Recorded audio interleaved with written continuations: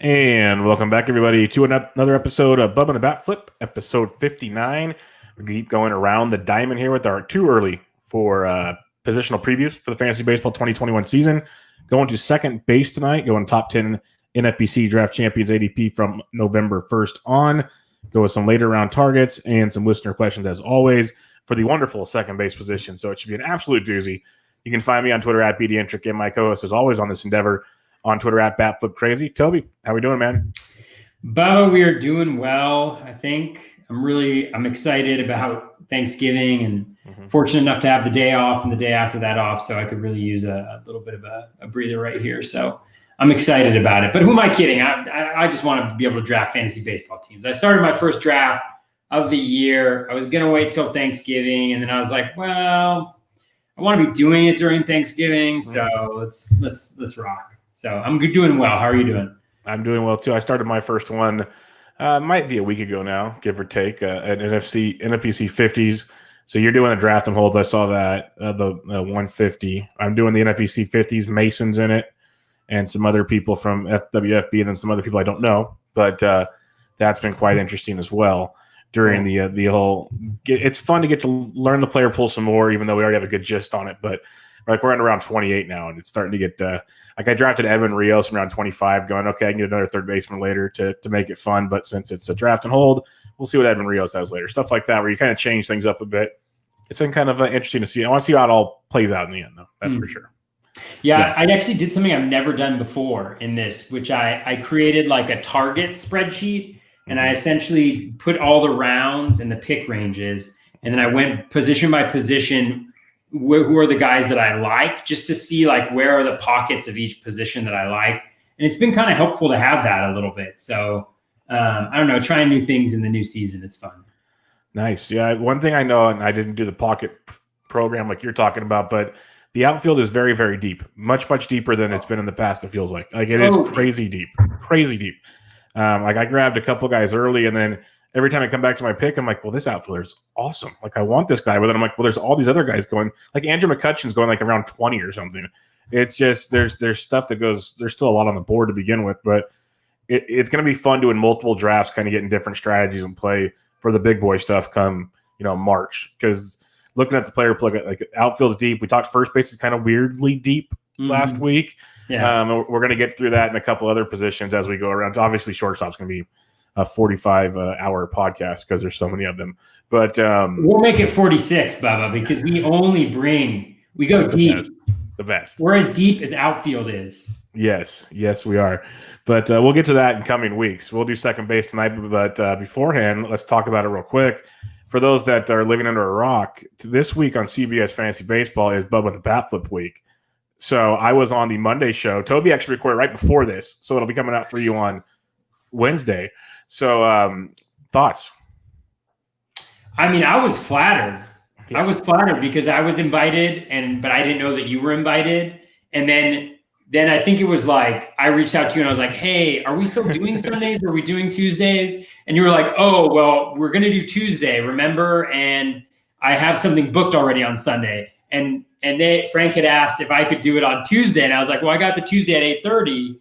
And, we moved it around, so I didn't want to switch it, but we could do it at 7. So it was funny. And then I found out it was you. And then I listened to the podcast, which was excellent. And then I learned that there's like a Bubba and the Bat Flip week on the biggest podcast in fantasy baseball industry. Yep. Who knew? Pretty crazy. Yeah, who knew? These guys. Us. Who figured? But our listeners. Yes, the listeners. If we're bringing the best content. That's what I'm going to do all the time. I can't even remember which fingers go in which direction. We're just going to point at you guys as listeners. Just on all the screen. of you. We're just going to point. All of you. Yeah, no, but it was awesome. It was fun. It was, like you said, I was flattered. Like Frank reached out. Frank reached out probably a few weeks ago to see if I'd even be available. I said, yeah, I think I can make it work. Just let me know when. Just let me know when. Let me adjust my yes. I think I can make CBS work. And then when he mentioned, because I laughed because he hit me up. As a matter of fact, Sundays are open for me now. And then you texted me like 2 hours later. I'm just laughing, going, "Okay, I know what's going on now." See, you're smarter than me. You figured it out, and I was like, So But there's a little behind the curtains for the listeners out there. And in reality, the reason why I want to bring it up is this wouldn't have happened without you guys listening to this show. So For sure. we appreciate that very, very much. So we got to kind of do a little bucket list stuff for ourselves because of you guys. So thank you along those lines. And one shameless plug for the Bench with Bubba podcast.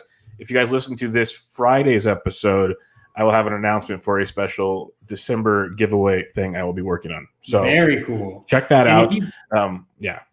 And I'm going to say, if people are listening to this on my feed, on the Bat Flip Crazy feed, because we put it out on separate feeds, listen to Bench with Bubba. Bubba's always got he's an amazing podcast personality, and he's always got great content on there. He's always got great guests on there, and he gives a lot of people who maybe don't have, haven't had a chance to do a podcast. He was the first person to have me on it as a podcast. So definitely listen over there to the podcasts that are happening.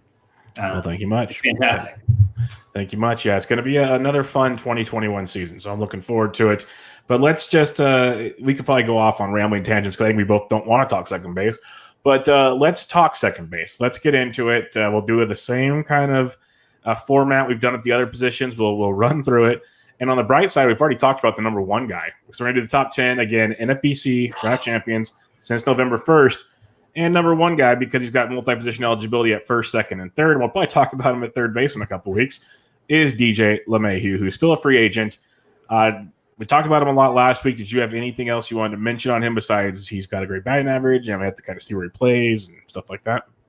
Well, I've thought a lot about it, Bubba, since our last podcast, and I still have no idea why he's going where he's going. Why is he going in the top 30 picks? No idea. Again, like if he signed with the Yankees, then I think it's all right. But just to give you a sense, he has 36 home runs in the last 2 seasons with the Yankees. 27 of them are at home. So outside of Yankee Stadium, he has hit 9 home runs in about 3/4 of a season. So if he's not really getting you a ton of stolen bases, and he's not really going to get you a ton of home runs if he doesn't end up in Yankee Stadium, I'd be waiting at least until he re-signs with the Yankees. And if he doesn't re-sign with the Yankees, then let somebody else take JT or Oh man, what's on your brain? Oh no, the biggest Freudian slip ever. Whatever. These guys that have like DJ, JT, whatever. No offense to any of you who have names like that. Oh yeah, no, I just don't like. We love him as a player. It was fun when he was going where he was going last year, which was still kind of high at times. But end of round 2 right now, 27.67, so 27 to 30 overall. And there's been a lot of moving since I started looking at ADPs like a month ago. Like Alberto Mondesi's going before him. That's bananas to me.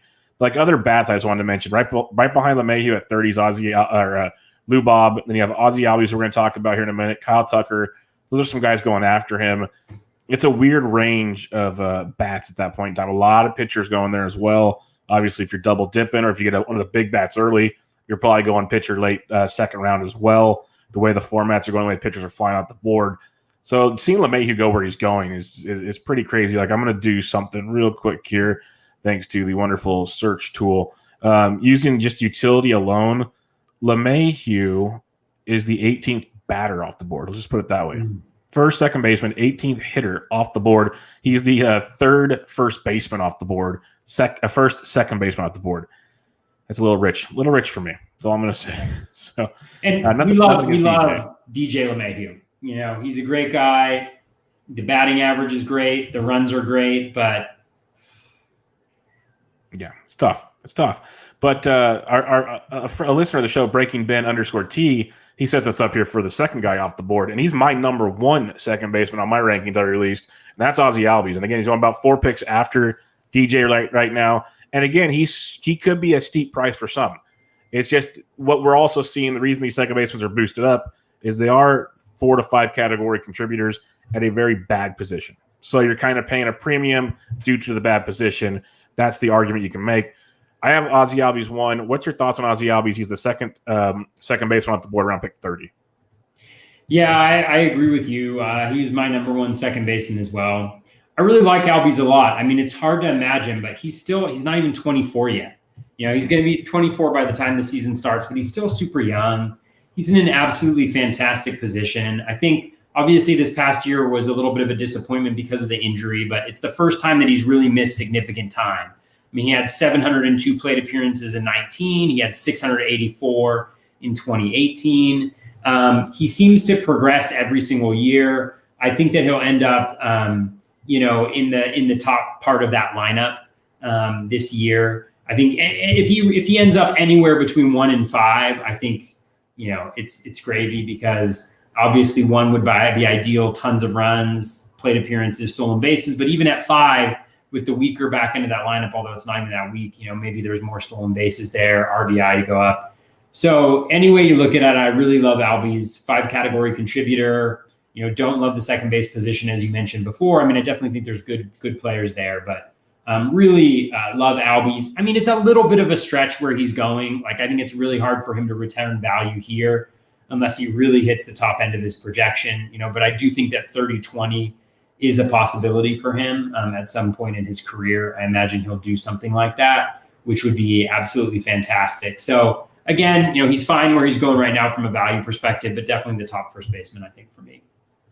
Yeah, no, he's definitely a top second base position for me as well. The injuries stunk, but still in 29 games, he's hitting 6 homers and stealing 3 bags is solid. The batting average was there the whole time around, and all the other stats, they lined up pretty well with career numbers, and that's without, I guess, the biggest non-career number we saw with him, striking out 24% of the time, up 8% from 2019.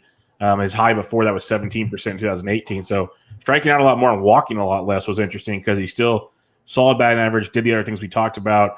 Steamer has him at 277, 26 and 14, 88 and 84. So definitely a still 5 category guy. And you mentioned that probably goes up even more if he moves up in the batting order, which should be, I would hope, in the cards for these guys. Hard hit rate dropped last year. I'd imagine that can be credited to the injury as well. So there's a lot I like about Aussie Albies. You mentioned he's young. I agree with you. I think there's 30-20 upside with him.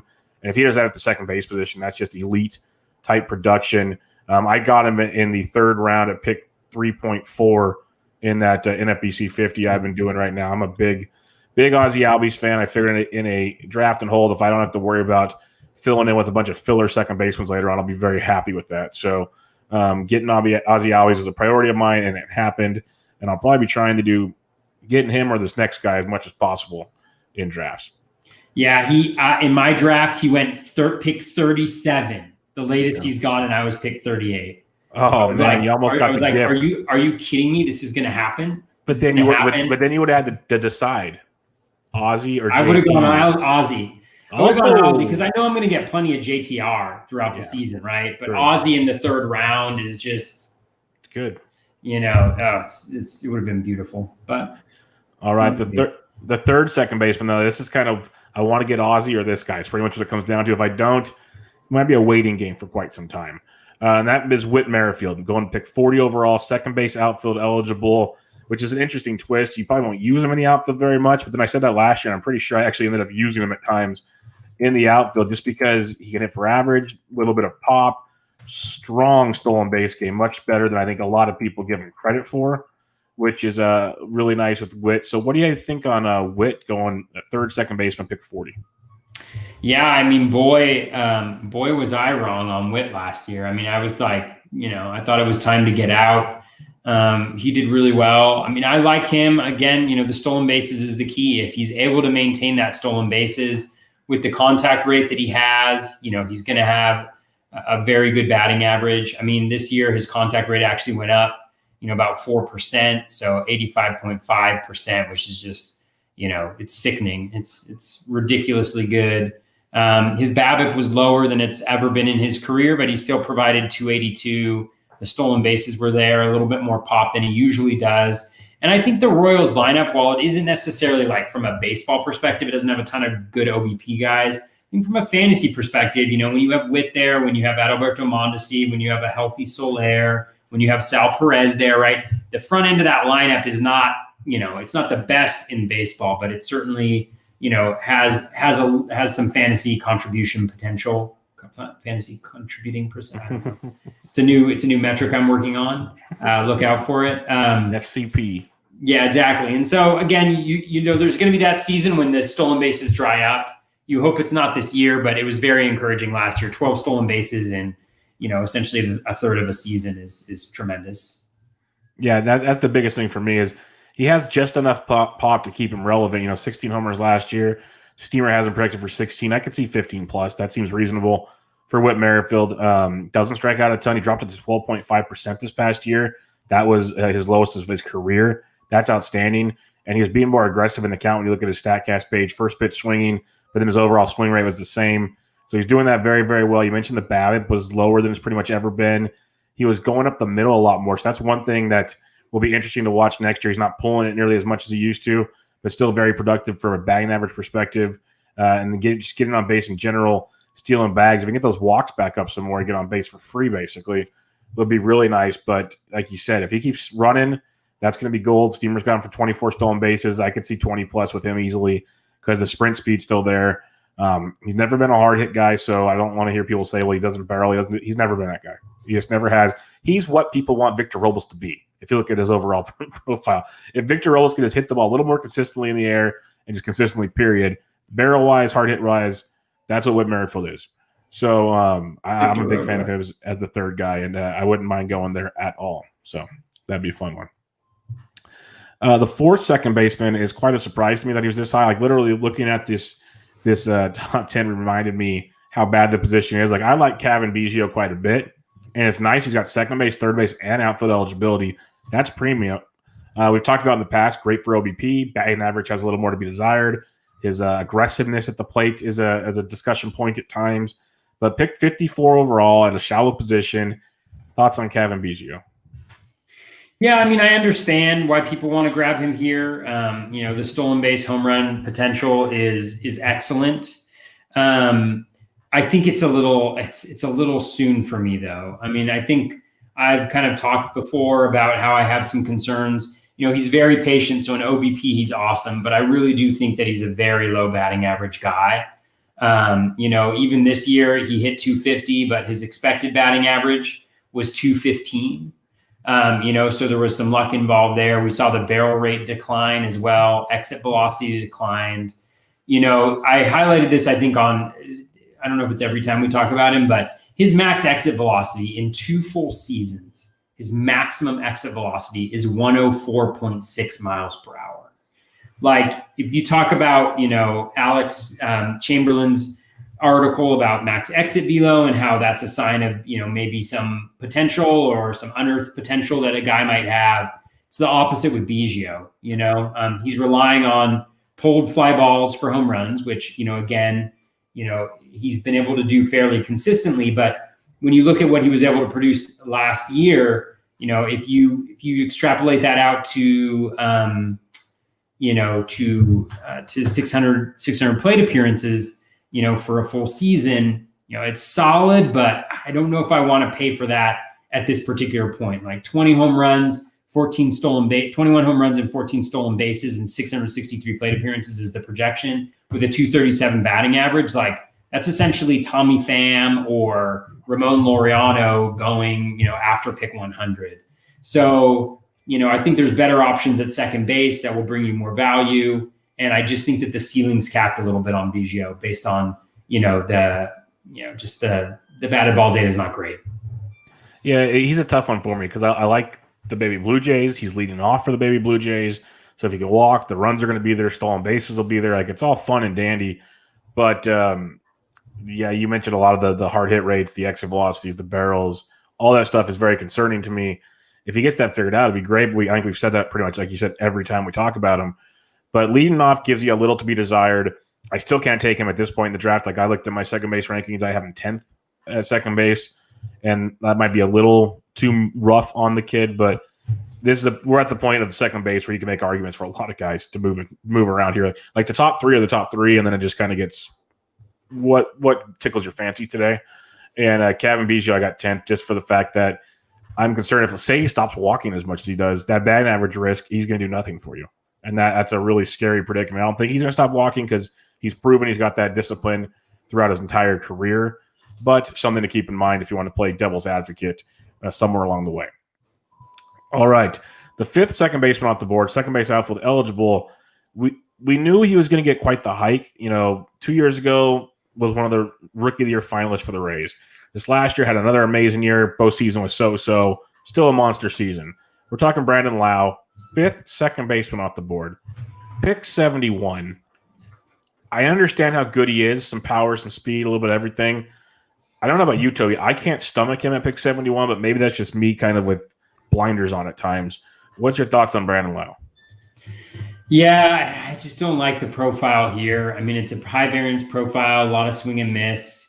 Obviously, the guy can hit the ball. He can hit the ball really hard, but that's the calling card is that power. And I'm just not sure that I want to pay up that much for this. With his current approach, the batting average is capped. He doesn't have a ton of speed to offer either.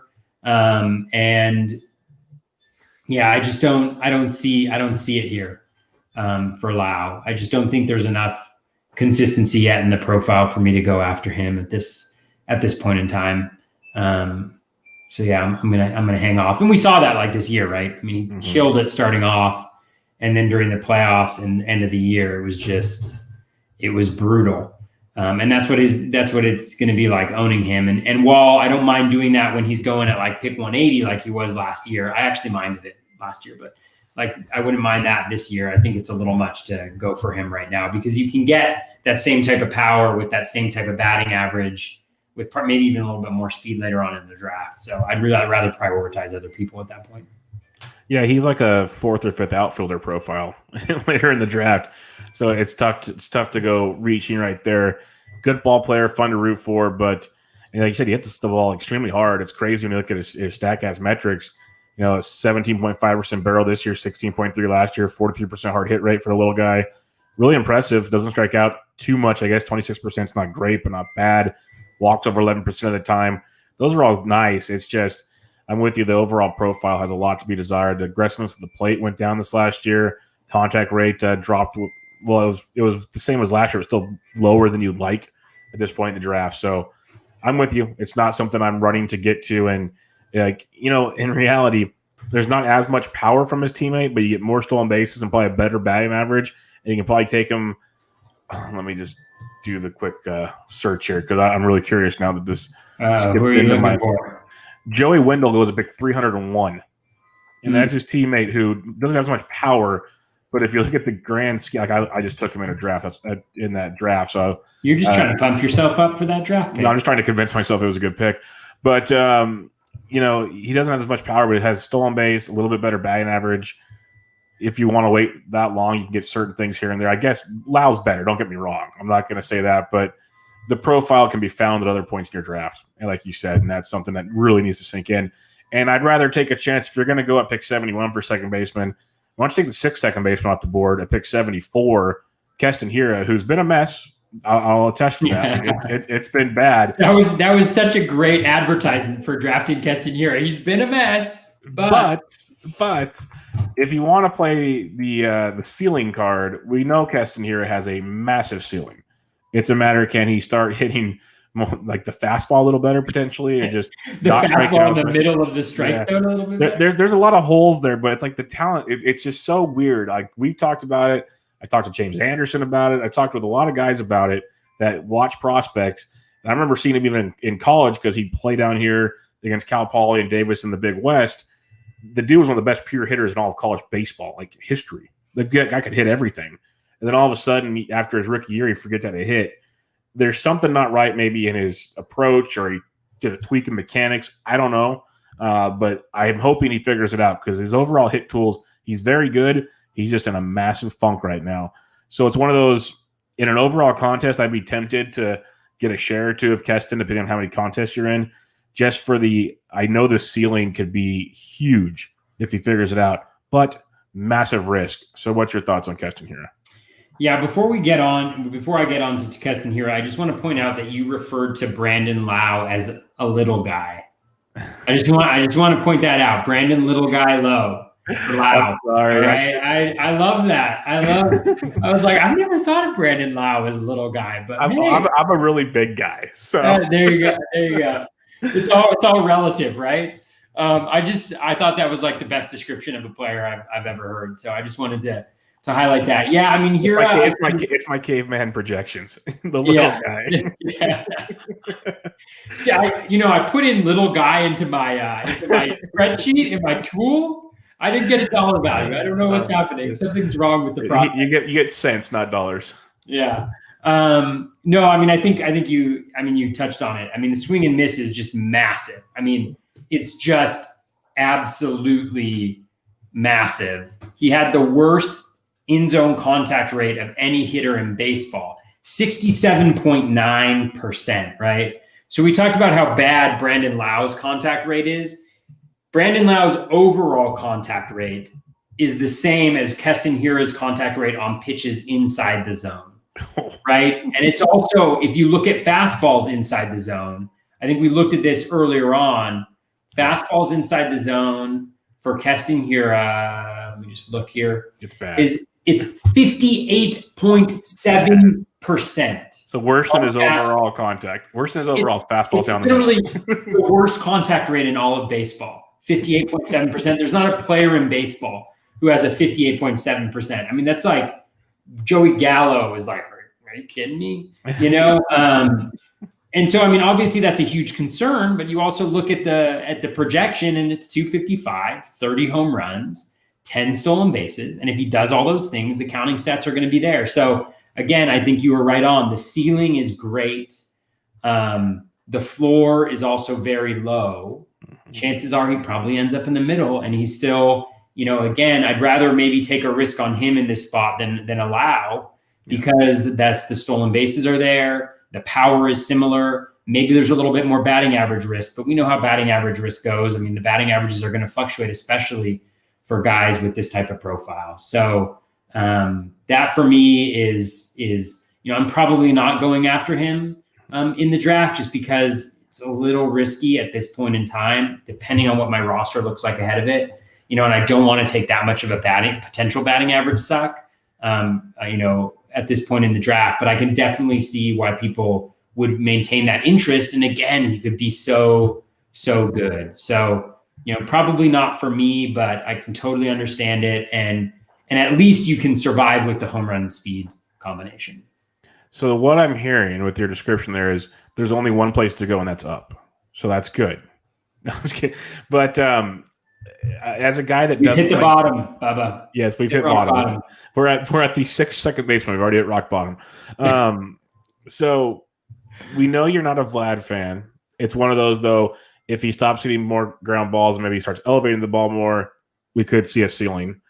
And then Keston, you could be playing for a ceiling. If you had to take two, I know you probably don't take either. If you had to take one of the two, which one would you rather have? I say them again. Sorry, I was distracted by Justin over here telling me that I'll never get Hiura because I'm going to draft 8 pitchers in Real Muto in the first 9 rounds. So Hiura or who? Or Vladito. I'd rather have Hiura. I think I'd rather have Hiura. Okay, that's fair. I think probably. I mean, it's so tough. I mean, the thing that's challenging, I think, is Hiura. You get him, and he has a 220 batting average. That's hard to overcome. Yeah. Vladito, he's not hurting you anywhere except for speed. So maybe it would be Vladito, but it's a good comparison. I'll just not draft either of them. Yeah, I knew you would. And that's why I said, yeah, you have to. That's good. But let's go to the 7th second baseman off the board. I have him as my 4th second baseman off the board because I'm buying a bounce back. He was banged up a lot last year, and I just don't see as big a drop-off as we saw last year from Kettel Marte. Hitting 287 is actually pretty good. We'll take that. BABIP was lower. But he still struck out only 10.8% of the time. That was great. Walk rate dropped a ton. Something to keep in mind. Didn't run at all, but again, banged up. So I'm going to kind of take a grain of salt approach with that. I still think there's a lot of power in that bat, and there's more speed with the solid counting stats elsewhere. So I think I have him at 4th overall. He's the 7th second baseman off the board at pick almost 90.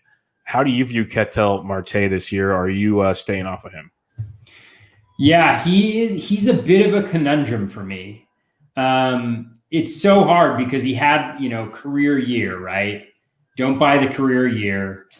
Not that I don't buy it. I mean, I think it was supported by a lot of things, but regression comes for us all, right? Mm-hmm. And so it's just one of these situations where I actually drafted him in my first draft. I got him at pick 84, I want to say. No, that wouldn't make 83. Pick 83. And I was really debating. I was like, do I go after him? Jeff Mcneill actually went before he did. Brian Slack, friend of the pod, drafted Mcneal a couple picks beforehand. And I was thinking, like, do I go Mcneal? Do I go Do I go Kettel Marte right here? Or do I wait and get Altuve coming back around? And I think that's a conversation I'm going to have a lot. And that's kind of a little bit of my approach to second base right here. Marte's profile is really stellar. The contact rate was still great last year. There's stuff going on in the chat. I don't know what's going on in the chat over here, but there's the contact rate was excellent. He didn't lose that at all. The approach at the plate was still really solid. So there's that high floor that I really like. The batting average is going to be good. I think it's really difficult for him not to have a good batting average. So the question is, do you think the batted ball quality is going to come back? And I think it will. I mean, he's still got that high max exit velo, right? And so he's still got that potential. The barrel rate was higher. It actually wasn't. The thing about him is the barrel rate per batted ball event wasn't actually that high the previous year, but he just put so many balls in play that the actual volume is there. And I think that's much more the approach. And I think this is what I thought last year heading into drafts, which is he's a 20 to 25 home run guy, 5 to 10 stolen bases. But I think the batting average is there. He's going to play every single day. He's going to be in the middle of that Arizona Diamondbacks lineup, which is not going to be great. Hopefully it won't be one of the worst lineups.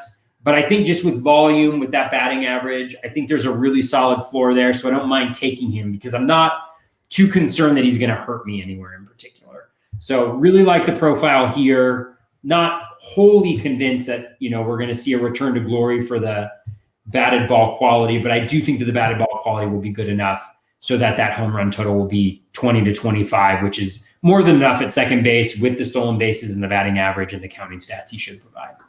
Yeah, I'm with you. He's not going to go back to that career year we saw, but I'm looking at a 25-plus home run guy, like you're mentioning, with 10-plus steals, awesome average, middle of that Arizona lineup that not great, but still I think there's something to like there. Varshao becomes something we think he can be. You still got Peralta, who's a batting average guy to get on base in front of him, hopefully, if they move the lineup around. You got Christian Walker, who's still very talented. So there's some pieces there that maybe they make a move or two. We'll see. They've made a lot of interesting moves to begin with to sell guys like Starling Marte. That's a whole other podcast. But I think there's a lot to like here. And the floor alone with some upside is why I have him over question marks like Biggio, Lowe, and Hira at the second base position. So that's kind of where I'm looking at that. Is I agree I don't see the monster season we saw a couple of years ago, but I see a much better season and get him around pick 90. So now you're talking end of round 6. Maybe he drops into round 7 at a very shallow position. That becomes more of a stomachable pick to make at second base. All right. Speaking of Peralta, just to add, I don't know if you saw the video of him, my God, with like the 25-pound weight or whatever it was, and just flicking it with his wrist and I was like, why can't you hit more home runs? I was about to say that exercise should be getting that quick wrist muscle to just pop them out. But like, stop hitting 50% plus ground balls. Get a little pop, dude. Come on. I hope the next exercise involves a broomstick swinging it straight up in the air over and over again. But something along those lines, muscle memory, something ... But the 8th second baseman off the board, Max Muncie, first base, second base, third base eligible, around pick 100.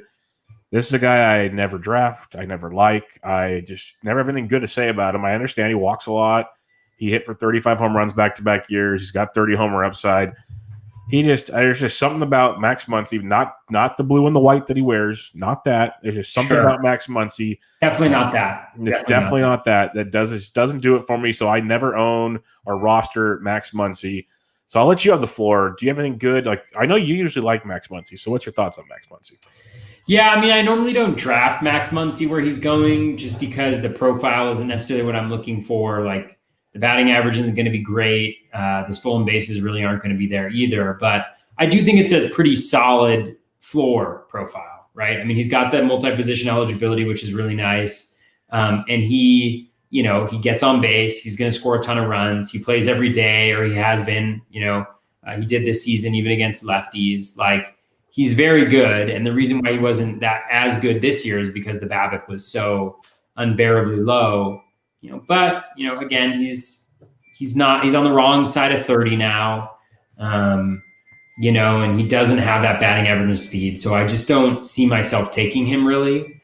And that's not to like discount the importance of home runs and runs and RBI. But again, just at this point in time, I feel great about it, but I can see why people would take that. Like if you built a really nice batting average floor and stolen base foundation, batting average and stolen bases, and you're just kind of looking for a guy that's Mr. Consistent, is going to get you runs, RBI, and home runs, then I think he could be a solid choice with maybe a little position flexibility. So I think that's fine, but I probably won't be getting him in too many places. I was hoping he'd be penalized more for that batting average, but people are too smart now. Yeah, no, he's going much higher than I expected him to be. I expected maybe 140-ish, give or take, or something like that. So I was very surprised by that as well. Batting average, he's always, well, not always, but he seems to be lower than what people really expect from him. Like last year was really bad, but even before that, 240-ish or something. His steamer's 232. So it's still not out of this world great. He's getting older, like you said. He's getting banged up a lot more, it seems like, just in the last couple of years. The Dodgers always have a lot of options if something goes wrong. So there's just so many question marks that I just avoid it. You can find power at different spots. The batting average hit's just something I don't want to take if I can avoid it, especially with some of the guys earlier we talked about and some of the next group of second basemen we're going to talk about where the average is much, much better. And we can get popped somewhere else if you need to. I don't really want to go to second base looking for an average dump where you can find that later in the outfield or at certain corner infield positions, but they offer you something else. Like I want to maximize each position for something good. If you're not getting stolen bases at second base, at least hit some batting average. He doesn't really help you in either. And that kind of hurts me as my philosophy when looking at it. The ninth second baseman off the board, the New York Mets, second base, third base, outfield eligible, pick 101. Mr. Jeff McNeal is getting up the board here last year. If you look at his overall numbers, a lot of it resembles that 2018 season where he hit like 3 to 4 home runs, not the 2019 powerful surge season. Still had 4 homers last year in 60 games, so he's going to probably hit you 10 to 12 homers in a full season, but not the massive year he had in 2019, but still a solid average. Sets the table for the Mets. What's your tape on Jeff McNeal? Yeah, I really like Mcneal a lot. I think with the price, you're getting a little bit of a discount from last year. I just think that the batting average is going to be there. He's a great batting average guy. The power is a little bit of a question mark, but he's one of these guys who you draft him and you're pretty confident he's not really going to hurt you, because he's going to contribute that batting average. If he gets between 15 and 25 home runs, and if he gets between 5 and 10 stolen bases, right? With that batting average and with that Mets lineup, which I think is going to be very, very good next year. I mean, it's already been a good lineup. I think it's going to get even better next year. Especially with JTR there. With JTR there, maybe Lindor there, you never know what's going to happen. And so with all of that, I mean, I think my only concern with him is plate appearances. I think he's obviously going to play every day, but the question is where in that lineup does he hit? Because they had him hitting 7th or 8th, for a part of last season. And so if he's in that 1 or 2 spot, I mean, that's gravy. That's golden. He's hitting 7th or 8th, a little bit of a concern. But again, I think the skills are enough to carry that. And so I do feel pretty good about Mcneal. I think he'll be one of my more owned second basemen this year. Just because I like that profile. It's one where the ceiling is pretty high because that batting average, and the floor is pretty low because of that batting average and because he does a little bit of everything. And so I do like that pick. I like that pick a lot. Yeah, he's a very strong accumulator. Gets a little bit of everything. The steamer projections kind of surprised me a bit. They give him the 19 homers, which maybe steeper than most want to give him. 8 stolen bases, not bad. But only a 285 average, which would be the lowest in his career by a long shot. Last year's 311 was the lowest of his career. So that would be interesting to see how steamer plays out next year. Still 285, 19, 8 steals, 85 runs, or 87 runs, 74 RBIs. It'll still be a strong season, helping you in all 5 categories. So I don't hate it. I've never been all in on McNeal, but I understand solid floor. So no complaining from me at all when it comes to Jeff McNeal. It's just it's curious when you look at his overall, his ISOs, his contact rates, like barrel rates almost identical, hard hit rates even lower than 2018. Like the comparisons to 2018 and 2020, they're very tight. Very, very tight. So it's interesting to see where that power actually comes from. Because I think I've said it too many times on this show, but In 2019, the second half of the year, more home runs, less batting average. First half, no home runs, basically all the batting average. So it seems like he has one approach or the other. He hasn't really combined them yet. So it'll be interesting to see where that all comes to fruition, maybe in 2021. All right. Last but not least, the 10th second baseman off the board in the NFBC Draft Champions drafts. Seattle Mariners second base outfield eligible, Dylan Moore, pick 107.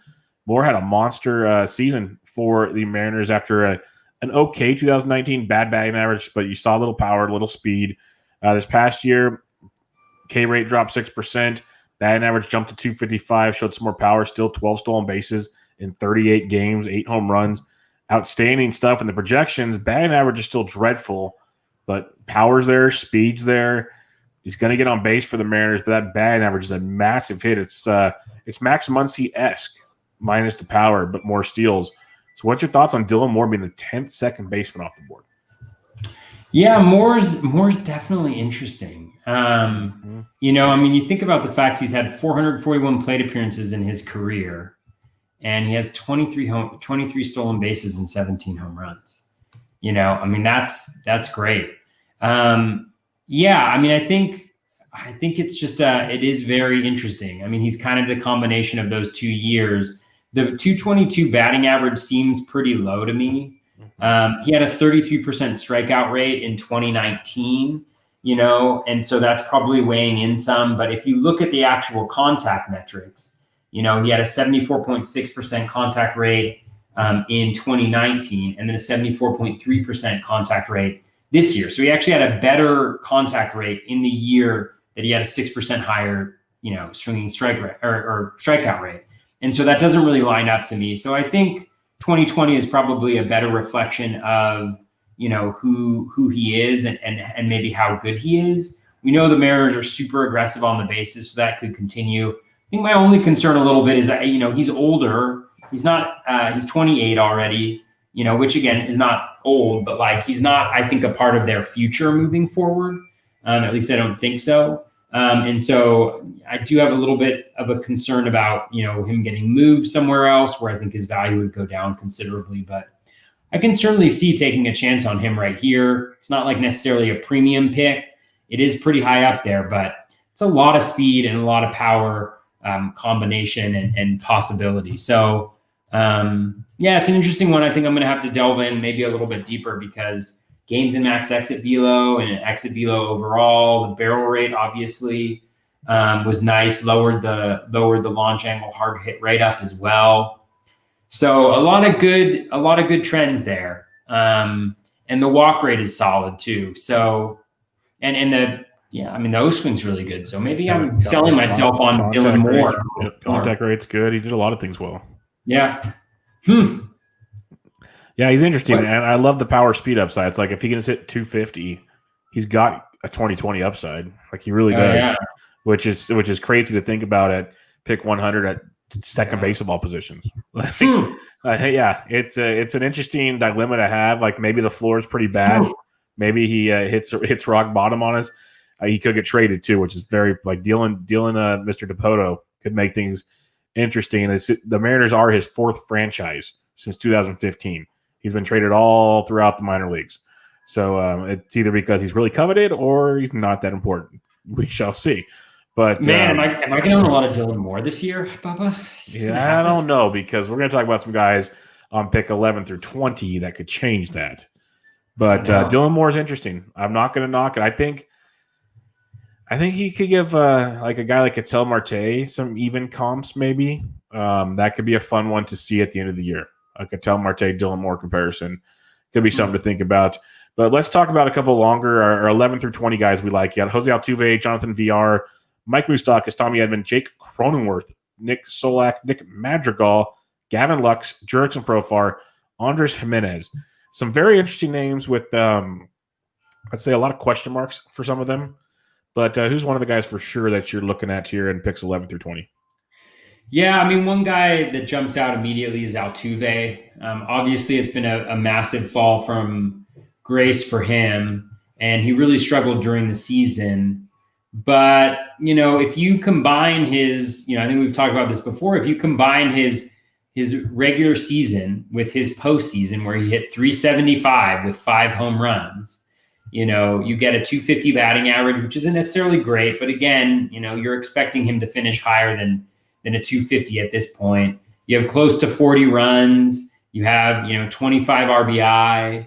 I think and 10 home runs, right? In about maybe a little bit more than a third of a season.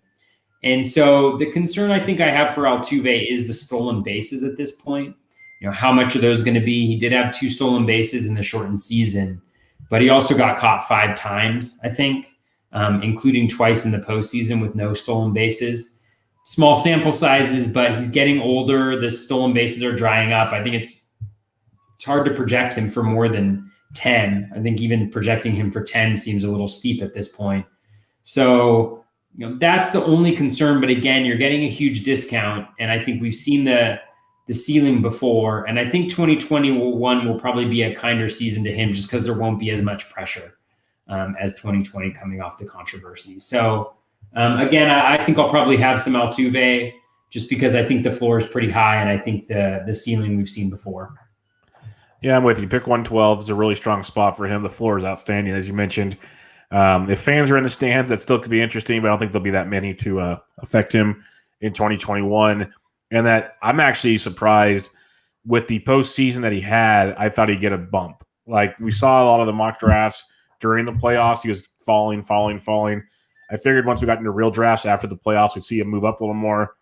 11 second baseman off the board is not nearly what you'd expect from Aussie Altuve, a guy that was a 2nd or 3rd round pick last year. Like, that is a fall from grace. So I think that's one of those guys you could look at. I think I mentioned it on this show, if not a different show, that Ryan Bloomfield a week or so ago started his first, I think it was a draft champions or an NFBC 50, I think probably draft champions. And he showed like his first 7 or 8 picks. And if this was 2019's offseason, it would look like the greatest draft in the history of baseball, because all these guys have been falling. He just kept taking them. So Altuve just definitely fits that mold. So it'll be very interesting to see how that turns around for him. My first guy, he's first base, second base, shortstop eligible. He's going to pick 163, and I'm going to have way too much Jake Cronenworth this year if he keeps being drafted at that point in time. I know some people think I'm crazy. I understand he slowed down the second half of the season, but the fact that he still hit 285, 4 homers, and 3 stolen bases in 54 games, walked 9.4% of the time, struck out only 15.6%. He's always had a low strikeout rate and a decent walk rate. He's hit for a good batting average off and on in the minors. That's kind of been one of those fluctuating parts, but the last couple of years it's been pretty solid, and he's got the power speed throughout the minors, and that's something that I really, really like. In 2019 alone, 10 homers, 12 steals, hit 334 in AAA. I don't expect 334, but I'll take 285 right now. Projections have him for 273, 11, and 11. I think that's a good floor. I think it's actually can be better than that.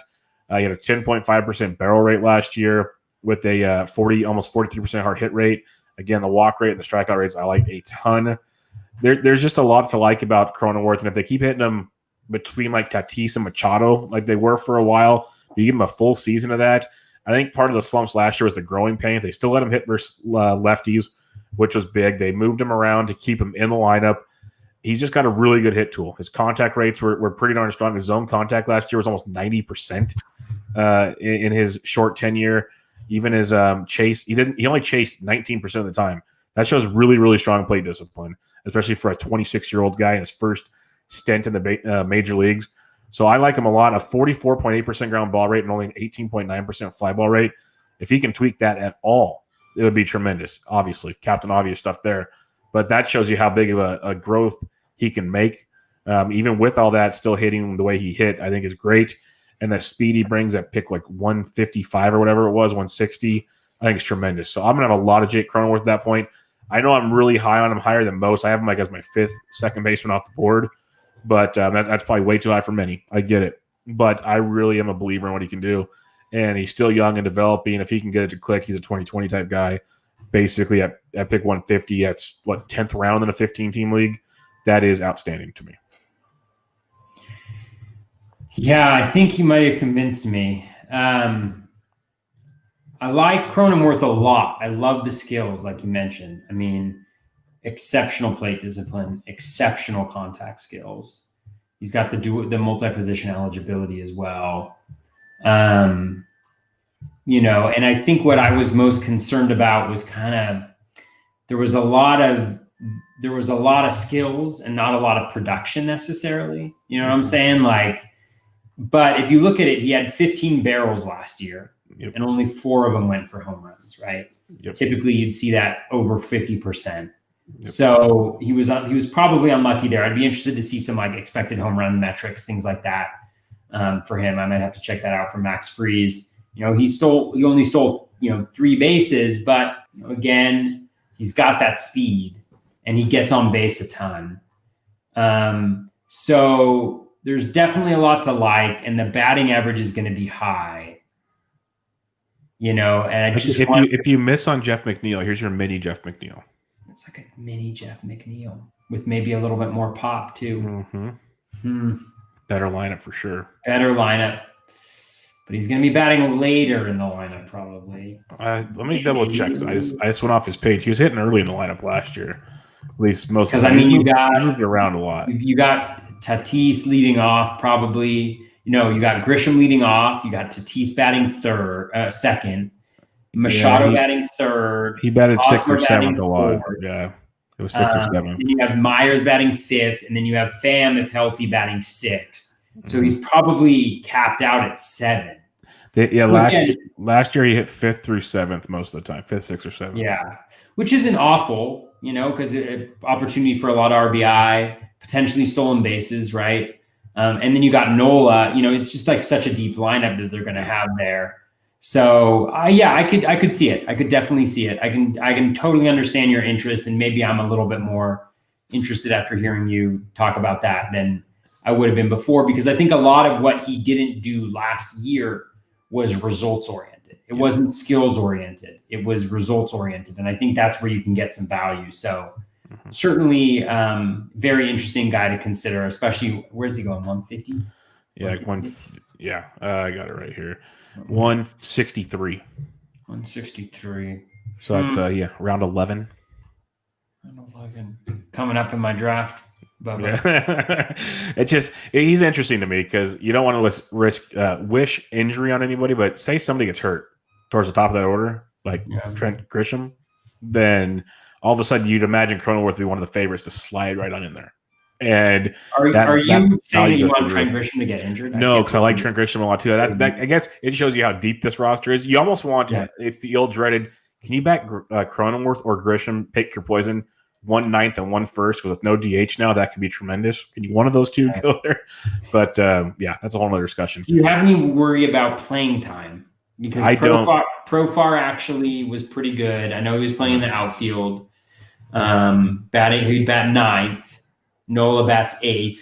Well, I have a surprise for you. Profar, if you look at roster resource, is a free agent this year. Oh, is he? Yes, because if you go to roster resources, Padres roster, there is no Jurickson Profar. They have Cronenworth batting 7th, playing second base. That's why I listen to this podcast for breaking news like that. All right, I'm digging Cronenworth a little bit more. I like it. He's good. I mean, the skills are just like, oh my God, are you kidding me? Look at this guy. My problem is I want Polanco so badly. Jorge Polanco. I think he's such a good value. I shouldn't have said that. I shouldn't have said that because people are going to listen to this and then draft him in front of me in my draft Champions League. That should be a rule. If you listen to a podcast and you're drafting with the person, you're not allowed to take advantage of that information. I like that rule.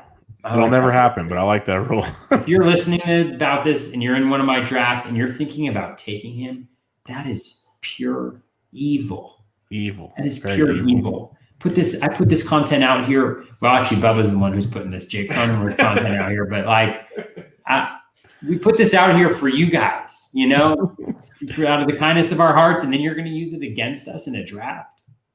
That's why I found out last year doing those 2 listener leagues. It's brutal trying to draft in those leagues.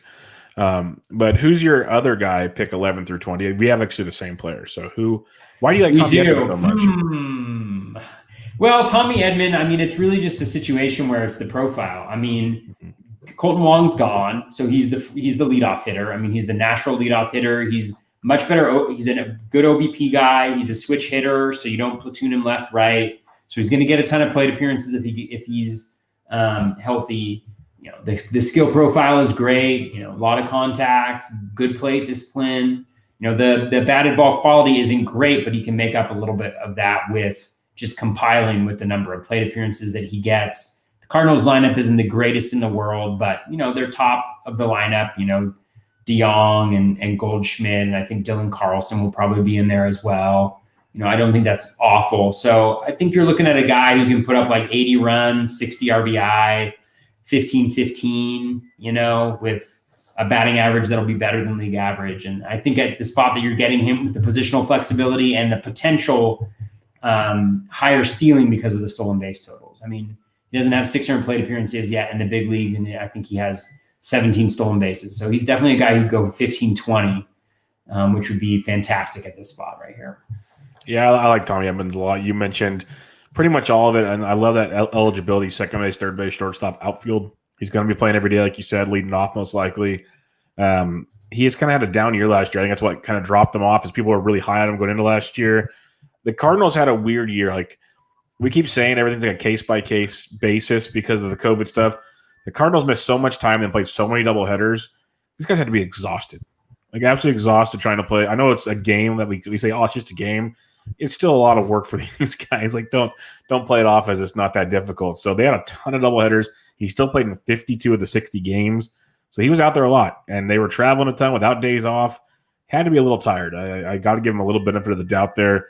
And I think this year should be a lot better, barring something crazy. So I think the Cardinals in general, you can get a lot of discounts. That's why I think Goldie, we talked about him last week. I know the power numbers dropped off, but he could be big. You got Edmonds. I love Dylan Carlson coming in there. There's a lot of interesting ways to look at the Cardinals coming up this year.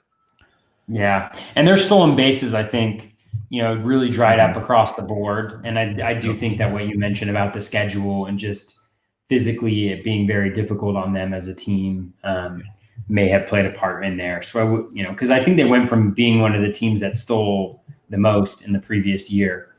Part of it is personnel, but they had pretty much the identical personnel that they had in previous years. So I think the stolen bases will return. Yeah, it will be quite interesting. All right, 21 and beyond, who are some of the later round targets you are looking at second base? Because the one thing I will mention before you get going is there's some interesting later round options, especially if you're looking to fill certain categories. Usually your middle infield will be shortstop already, so you're probably not going to take a lot of these guys from middle infield. But there's some conversations to be had, to say the least. So who are some of the guys you're looking at? For sure. So I'll go one by one just to give you an opportunity, just in case we have similar guys. ADP, I think right now is around 322. Starlin Castro. Again, he's I think he's over 30 at this point in time in his career, but I really liked him heading into last year. He's in a really good situation with the Nationals. He's going to be batting. He's essentially going to be, I think, probably in the top two there, right? You're going to have Eaton's gone. So you're going to have Turner leading off, and him batting second, maybe followed by Soto. So I really like that spot. And, he makes a ton of contact, play discipline's okay, was elevating the ball a little bit more. So I think he's just going to be the type of guy who hits 280 with 20 home runs, maybe a little bit of stolen bases, 80-80 or something like that, just totally basic, but really nice. And with the ceiling for more, especially in the batting average department. So I just think going where he's going, he's the same guy that he was. He just got injured heading into last year, and he's down 100 spots in ADP. So I really like that. Yeah, a big Starlin Castro fan as well. I think he's a phenomenal best ball pick if you want to have him on your roster for one of our draft and hold, even like you guys are talking about, because you might not need to take him in a regular draft. As like I said, you might not need a middle infielder or whatnot, and he's so late he might be a free agent on your waiver wire. But I think he's a phenomenal choice, as you mentioned, and a heck of a deal at his point in time. One of the guys I like, he's going to the 21st second baseman. He's second base and third base eligible at pick 206, and that's Gene Segura. Projecting right now to hit fifth in the Phillies lineup, a very good Phillies lineup. Hit 266 last year, 7 homers, 2 steals. Prior to that, though, he had double-digit homers and steals for 4 straight seasons. He had 20 or more stolen bases each year from 2013 to 2018. Steamer has him for 280, 16 and 10 plus 77 and 74. The strikeout rates last year at 20.7 was the worst by far in his career. So that could be something to monitor. But I think getting out of the East full-time will help a lot with his overall offensive production. And just a full year in Philly. He's had a couple years in Philly. But last year was kind of in flux with some of the moves they made. Reese was playing bad. JT was huge, obviously. And he won't be there. Obviously. Yeah, but he won't be there anymore. I'd be shocked if he's back. But I think Gene Segura is one of those guys, if you look at projections and what you can believe in with him, kind of a down year last year, but still in 54 games, 7 homers, 2 stolen bases. Maybe he sneaks into a 15 to 20 homers, maybe close to 10 steals in that run. Very doable for Gene Segura. And at pick past 200, like a potential 20-10 type guy or 15-10 type guy with a solid batting average and helping you. He's basically a 5-category contributor at pick 200 in the grand scheme of things at second base. So I think he's a nice later round value. If you miss out on some of the early guys, you just want to wait at second base, I don't mind Gene Segura. Who's another guy for you? So the next guy I have is actually I think a guy that you like a lot. Maybe I'll skip him just to see if you have him. Do you have him on there too? You do? Okay, I'll give him to you because I know you're on him first. I have Jonathan Scope on here. Depending on where he ends up, obviously, I believe he's a free agent this year. Let's see. He's going to be a free agent this year, but he was really good for the Tigers last year. 278 batting average, 8 home runs, and only 177 plate appearances. And so he's kind of the guy that he has always been. And he had a rough 2019, I think, with the Twins, just because he didn't really get as much of an opportunity. But he kind of showed that he's still that guy. He's 29, so still in his prime. So depending on where he lands, if he gets an opportunity to play every day, like returning to Detroit or something like that, where he's going in drafts, I think for a power hitting second baseman who's not going to hurt you in batting average, I think that's solid. Yeah, he's always an interesting one for sure. The guy you were mentioning that I like later in drafts, I think could be a massive upside. He's picked 300, basically, 29th second baseman off the board. Should play every day for the Seattle Mariners now that he's got traded from San Diego, and that's Ty France. I love the plate discipline with Ty France. He hit 305 last year in 43 games. Throughout the minors, he's been like a 280 to 300 hitter, so that's been a legit consistent thing. There's definite pop there. In AAA, in 2019 at 27 homers combined. So he combined for 34 that year. He combined for 22 the year before. The powers continued to develop with him. Last year, only 4 homers. I think that's a lot because you saw his fly ball rate drop tremendously last year. Ground ball rate dropped to 38.5%, which is nice, but fly ball dropped to 19.2. Get the fly ball to go somewhere because he pulls the ball a ton. That can work in his benefit. A strong barrel rate of 8.7%. That was an increase from 5.9. Keep working on that. The hard hit rate dropped a bunch as well. So there's a few question marks, but overall his contact skills are great.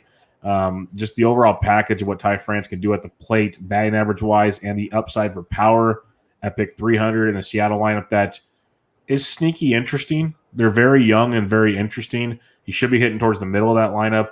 I think there's a lot to like there if you're looking for a late power source at the position. Not going to be a ton in steals, but decent average, good power, help you in basically a 4-category guy. I like Ty France a lot. What would you like to add about Mr. France? No, I think you covered it. He's like it's interesting. It's like they traded him after Jake Cronenworth kind of blew up. And it's a similar profile. I think Cronenworth's is certainly better, but just solid all around, solid plate discipline. Above league average contact rate, and he's got decent max exit velo. He's got decent average exit velocity. The hard hit rate wasn't that stupendous, but we know he's got it. And so you have a guy who if he puts it all together could be a really strong contributor. Even when you look at his projection right now that Steamer has him at, he's projected for slightly more than 400 plate appearances. And I do think that he'll be an everyday guy for them. They want to see what they have in him. And so if that's the case and you bump that up to 600 plate appearances, you're talking about 20 plus home runs, closer to 5 stolen bases, 70-70 with a batting average that won't necessarily hurt you. So I think where he's going in drafts, he's definitely a nice upside play and a guy who can compile with plate appearances playing every day in Seattle. In an improving lineup, like you mentioned, like an interesting and improving.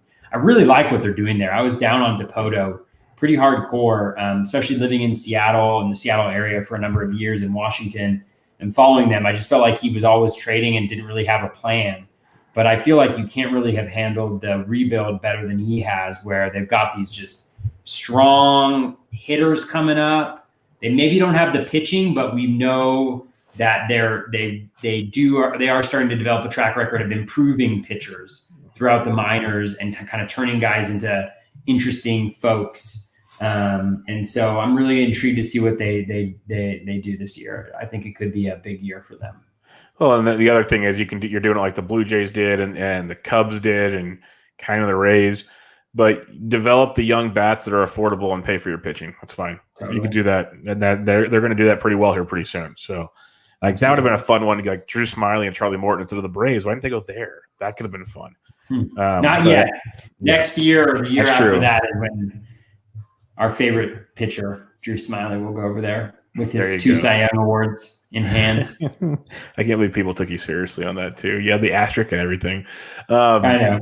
He's going to get 1 Cy Young vote. Drew Smiley is going to get 1 Cy Young vote. It'll be like 10th place. But he's going to get it. And that's Toby burying the lead. Apparently, he's got a Cy Young vote next year. So I do. Baseball Writers Association of America. I'm not really part of that, unfortunately. Any other long shot or later round guys like your boy John Birdie's there if you want steals. Garrett Hampson's always interesting because if you have a place, it's great, but he's right there with Ryan McMahon. Oh, for sure. I mean, that's the thing about this guy like Hampson right there is like, that's the spot where I feel pretty good about taking a Hampson, right? At 270 with what he's been able to do. If they move Arenado, then maybe the spot opens up, at second base or, in the outfield. Maybe they get a Brain there, or whatever in Colorado. So I definitely think that he's a guy. I mean, I think there's a lot of interesting later guys. I mean, Ryan McMahon has fallen considerably, 80 spots after a tough year. But again, it's a shortened season and he's a young guy and development isn't linear, right? Tommy Lestella at 293. I mean, talk about a really excellent profile. If he returns to the A's or he goes somewhere and he's the leadoff hitter with that plate discipline, with that contact approach and a little bit of pop, like he's an excellent guy to add. Robinson Cano, don't draft him. Yeah.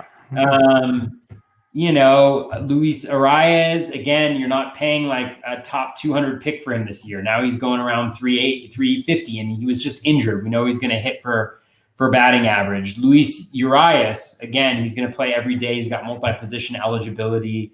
You're paying a pick 400 for him. Like he could always take a step. Nico Goodrum, 433, everybody's favorite multi-position eligibility guy that, it never really hurts you anywhere. Adam Frazier, 484. So I think Chad Pinder, I really like Chad Pinder this year, and David Bodie. So I think there's a lot of like guys to take a stab on later on in drafts that could be something, and I think it'll be really key, like to be able to pounce. I mean, Pinder is a guy that I've just been waiting for him to get an opportunity to play every day because he hits the ball really, really hard. And he did that the second half of last year in particular and in the playoffs. And you just want him to get that chance to play every day and not just be the platoon guy against lefties. But, we'll see. We'll see if that ever happens in Oakland, at least. I'm sure at some point in time, if he's good enough, he'll get that opportunity. But so there are some interesting names. How about you? I'm sorry, I kind of hogged it there. No, you hit some of them, but like Colton Wong, depending on where he signs at 343, could be a steal for him. That's a big one. Hanser Alberto, I'm really not sure why he's going to 365. His batting average is tremendous. A little bit of pop as well. I'm sure he doesn't like help you a ton in power and speed, but hitting early in that Baltimore lineup, they'll score a lot of runs. That's an interesting one at 365. Luis Garcia had a nice little run there in his rookie campaign with Washington at 407. He has my attention at that point in the draft. And you mentioned the trades for Garrett Hampson. If that all works out for Hampson, Brendan Rodgers at 463 could be someone to take a stab at later in drafts too. So there is a lot of interesting guys, and you can kind of make arguments for a few more, but I'm not going to go farther down the list. There's a lot to – it almost makes you wonder if you don't want to get one of the top second basemen, you just say screw it and wait. That's going to be an interesting draft strategy going forward. But let's hit up some listener questions here at the wonderful second base position, and we will start with Governor of Givener. He asked, are we counting on a rebound from Altuve? Steamer still seems to like him. I think we're pretty much in agreement that he's going to be definitely better than last year. Should be a nice improvement. Yeah, I agree. I mean, I don't think, we're going to see Altuve of old, but, 280 batting average, 25 home runs, 5 to 10 stolen bases, and some really good counting stats. Hitting, maybe he'll bat leadoff now instead of Springer, right? Now that Springer's gone. And then you're going to have Bregman after him. You're going to have Alvarez. You're going to have Tucker. You're going to have plenty of boppers there. So, yeah, like him. Our buddy Dave Petroziello, we actually hit on this pretty good on the preview, but we'll hit it again. Is Aussie Albies worth the price? I know Toby won't take him with this pocket aces strategy, but I'm tempted. Love that lineup and the bags he gives. Plus, if Ozuna doesn't sign there, might he hit behind Freeman? Yeah, we like Aussie Albies. Best way I can put it. Like it. Do you think he's worth the price, though, Toby? I think it's hard. I wouldn't draft him actually, let me just check really quickly, like who's going around him. You probably want him more back of the third round, not early third round. Yeah, let's see. So he's now going at an ADP of 31.33, which I think is reasonable. I'd rather Albies than Robert. I'd rather Albies than Scherzer. I'd rather Albies than Mayhew. Mondesi is a tough one. I'd rather Albies than Seager, though. I mean, Seager's going way out there, man. Talk about a guy skyrocketing. Way out. Holy moly. That's something for sure. Would you rather Aussie Albies or Tim Anderson? I think Albies because of the position. Yeah. I mean, Tim Anderson is a guy I'm struggling with a little bit, honestly, because I think I loved him where he was going previously, when he was around, like when he was in the 50s, 60s. At pick 33, it's a little rich. I mean, I like him. Like the batting average is great. He's got the power speed combo. He's got the runs. So I should be more enthralled about it, but I don't know. There's something about the La Russa thing that rubs me a little bit the wrong way. And also, like, he hasn't been able to stay healthy, Anderson, for a full season in a while. Let me just verify that I'm not making stuff up. I don't think has he reached 600 plate appearances before? Oh, he did in 17-18, but like 518 in 2019, 221 was solid, but he was injured last year again. So I should really be into him. I really should. There's something I just can't. I don't know if I can pull. I'm not sure if I can follow through it on right there. Because the thing is, it's like Tim Anderson at 33. You have JT Realmuto. No, just kidding. I mean, like I like Eloy more, I think, than Tim Anderson. Even though Eloy doesn't have the speed, I think Eloy could be an absolute monster, right? Like, would we be surprised if Eloy hit like 320 with 45 bombs, 100 runs, and 140 RBI next year? Like, not really. Like, because if he's healthy, he could be the best hitter in baseball almost. And so, yeah, I don't know. I got to think about that one. A little bit and figure out what I believe. That's definitely one of the interesting price bumps. Dave's other question, also assuming Starling Castro's wrist is okay, his current price is lower than last year. I liked him last year and love him at this price, as I still think the gains in the second half of 2019 are real. Well, Dave, we 100% agree with you there. So jump all over that one. Art, our buddy, Mr. Cheesecake himself from the Triple Play Fantasy podcast, Dear B&B. Look, we're getting Bubba and the Bat Flip week. We're getting abbreviations now, B&B. This is just getting so much fun. He's concerned over how much he likes Profar's value. Is it true love, or will he just break my heart again? Signed, Muddled in Maryland. I love his price. Like, I've dug into him quite a bit. I see where Art's coming from. Mr. Cheese is coming from. I get it a ton. Two things for me, and I'll let you have the floor here. I want to see where he signs. That's a big part because of the playing time going to be there. Pick 202 for a guy that showed the power and speed he showed. He's still kind of young. Like, there's a lot to like with him. So I want to see where he signs, and then that'll help me kind of see where he fits in, like, the lineup and those kind of factors that'll make him really worth the situation. Because it's like, do I take him at 202 or do I take Gene Segura at 206 where I know what I'm getting from him? So I understand his love affair. I need to see who the mistress is first. So what's your thoughts on Jurickson Profar? Yeah, I don't know if I can get there on Profar. I mean, the thing is, he hit 278 this year, which was the highest that he's hit over the course of any season. He hit 7 home runs, only had 5 barrels, right? So that's a little bit tricky. The 7 stolen bases is nice, so the place where he ends up should be nice. But, highest BABIP of his career, he's always struggled with BABIPs, although his expected BA was 284. Right. So it's not like he got super lucky. He always has a strong contact rate, always decent plate discipline. So, yeah, I mean, I think it depends where he ends up. Certainly,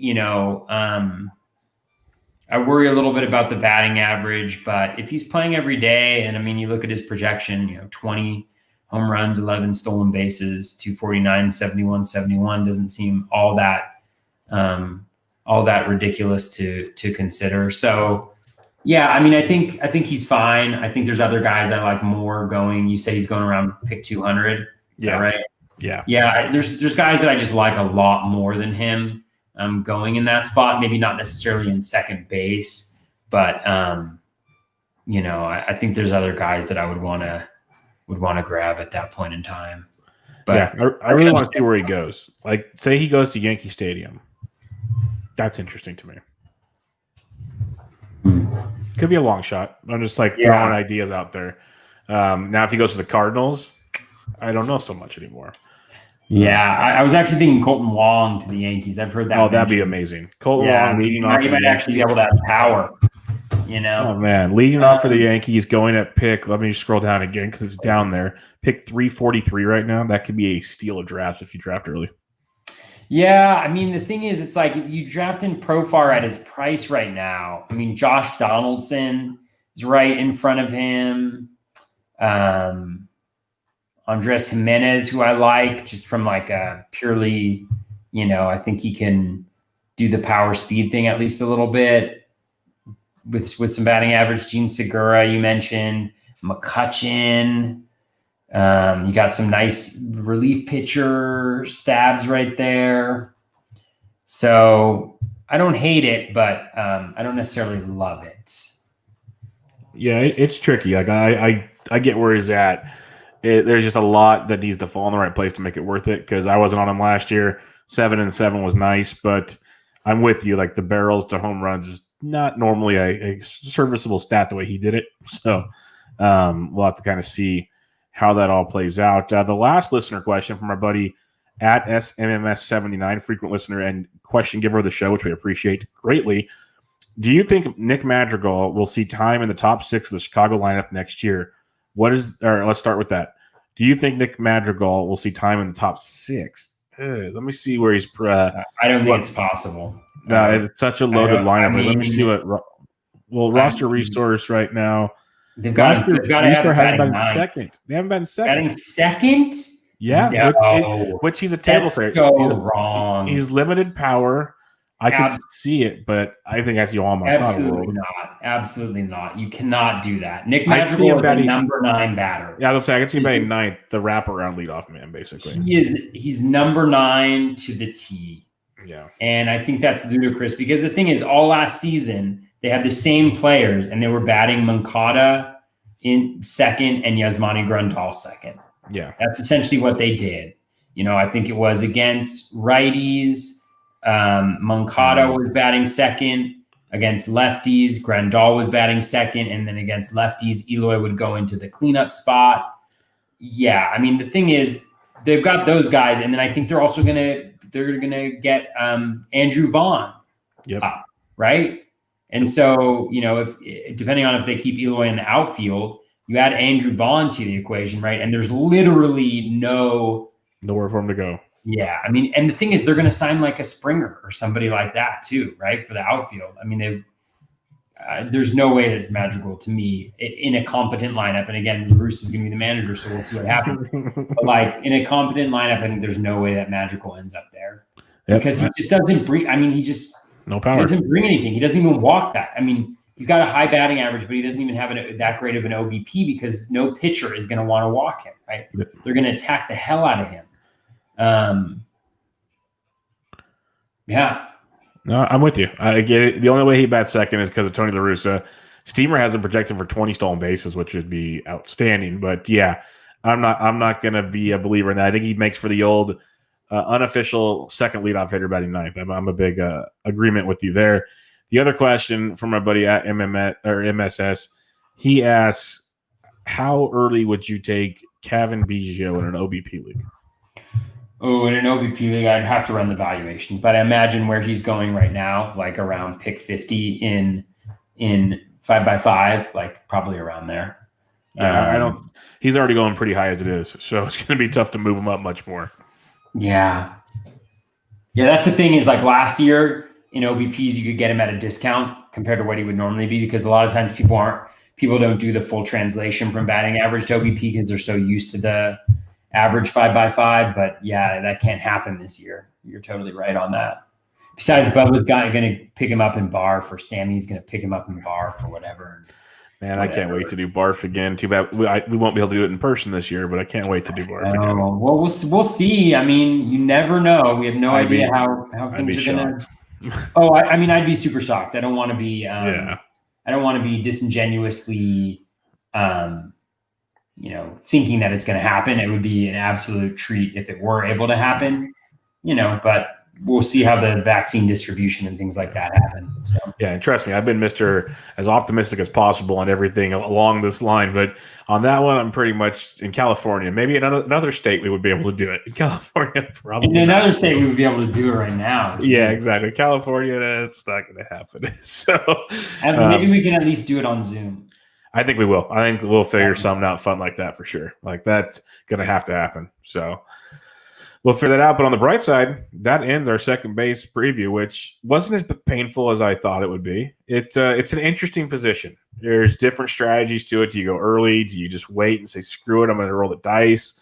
I think it's a fun position for like your draft and hold type formats, your DCs, because that's one, if you do want to punt early and take like 3 guys late, you might have a formidable second baseman in there. That could be a strategy to use. So it's weird. It's gonna be fun when we redo second base in like February to see where guys sign. Colton Wong signs, and maybe Jerickson Profar and some other guys. Maybe a few trades take place. It might change a little bit, but for now, what are your final thoughts on second base? Yeah, I mean it's not a position that I love, but there's certainly some values. I think right around that pick 100 spot, especially with some of the guys that you mentioned, kind of that 100 to 150 spot, I think is a really nice place where you have your Marte, you have your Mcneal, you have your Dylan Moore, you have your Altuve, you have your Cronenworth. That's like a pretty nice solid area to attack the position, I think. But yeah, it's just not a dynamic position. It doesn't seem like it. So it's not a fun one to fill. But who knows? Maybe after this, maybe I'm a little bit more excited about it.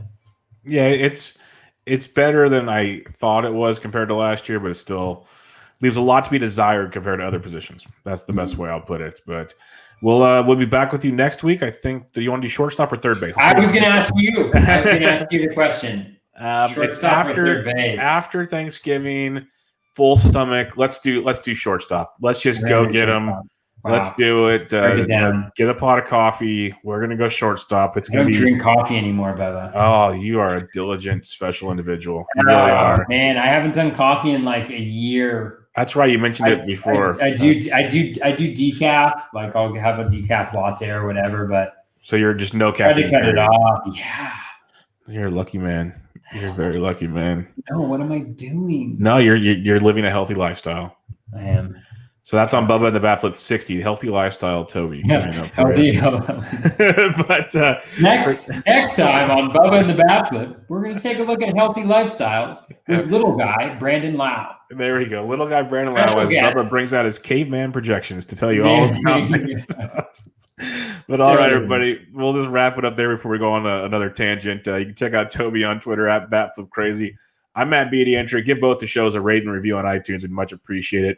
And we'll be back with you guys next week with your shortstop preview. But for now, second base is in the books. Catch you guys later.